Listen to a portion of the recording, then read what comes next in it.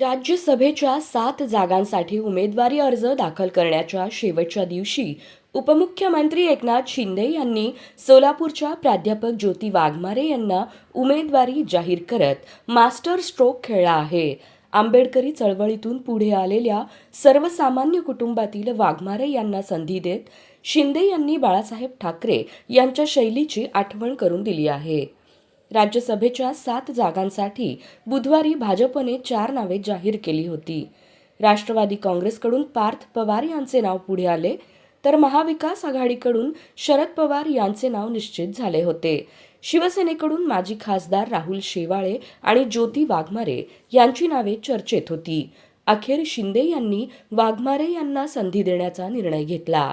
7 जागांसाठी 7च उमेदवार अर्ज दाखल झाल्याने निवड बिनविरोध होण्याची शक्यता आहे. वाघमारे या सोलापूरमध्ये प्राध्यापिका होत्या.